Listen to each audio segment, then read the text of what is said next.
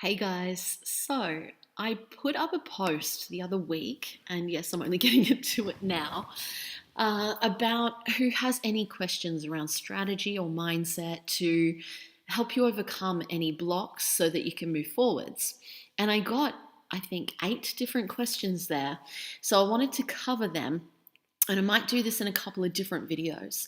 So the first one was from Abby, and Abby said, self love and confidence that I'm good enough and worthy of love right now, not once I lose weight, not once I have more money, not once anything.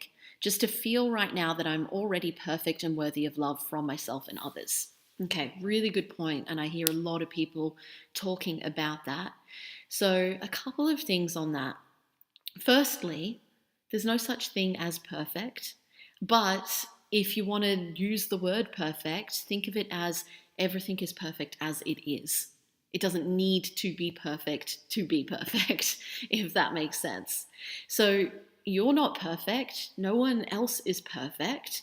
Your parents aren't perfect. Your friends, your kids, your partner, your clients. No one is perfect. There's no such thing as perfectionism. Okay? Everyone is a human being. We are not robots. We make mistakes. Hey, even robots make mistakes, actually. But we have emotions. We have feelings. We have wounds. We have patterns. We have cycles. We have limiting beliefs. And so it's dropping, first of all, the notion of perfection. You don't need to be perfect to love yourself. You don't need to be perfect to be worthy of love or to feel like you are worthy of giving that back to yourself or receiving it from anyone else. Now, to give that back to yourself, first and foremost, because you've got to put yourself first, you've got to love yourself to receive love from others. Now, in saying that, even if you're not fully loving yourself, you can still get love from others. But what happens when you're not loving yourself? You either become infatuated with someone else, you lose your purpose, your identity. It's not a healthy relationship.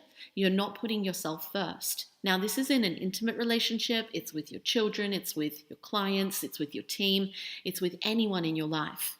When you put yourself first, not only will you be able to receive that love and not push it away or put up walls or sabotage or destroy, but you'll be so solid in yourself that you still, even though you have love from others, you still put yourself first.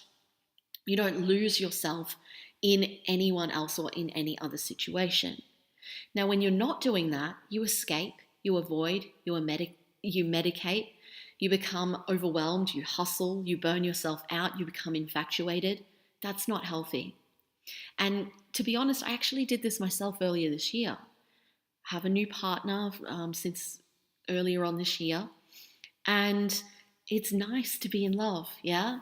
But I threw myself into it and I kind of lost my purpose and my identity for a little bit there. And I became overly emotional. I wasn't putting myself first, and neither was he. And when I realized this, it almost broke it. I tried to push him away because I couldn't receive all of this.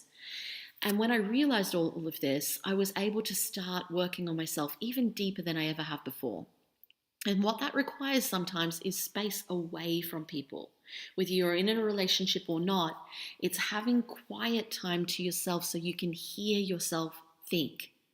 You can hear your own voice rather than everyone else's voice. And this is where you get away from technology, you get away from social media, you get away from TV and music and having to be on the phone to someone all the time or being around people physically all the time. Even when you're out and about at the shops or things like that, it's actually having alone time. And it's going to feel uncomfortable at first. It's going to feel hard. It's going to feel like guilty or like, do I deserve this, or lonely? And that's okay. It's like feeling that in your body, breathing into it, noticing what it feels like, being okay with it, knowing that this is just a moment, this too shall pass. And the more time you spend with yourself, the more you date yourself, buy yourself flowers and chocolates and take yourself to the movies or get your hair done like I did last night and my eyebrows. And just wander and walk around or meditate or journal, and you start to get cool with your own company.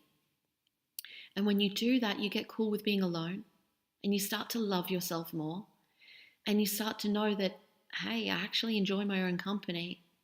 And when you are fine with being alone, when you're fine with enjoying your own company, you attract more people in. So you get the best of both worlds. And you have boundaries with people, and you respect yourself, and you become a calm, present person, and also in business, a true leader. So there's so much more I could add to this, but I'm already at 5 minutes. I'm going to leave it at that. I hope that helps you, Abby, and anyone else who's watching this. There's definitely exercises and things you can do, physical things. I have mentioned a few here, but if you do want more help with that, Abby, or anyone else, feel free to reach out at any time.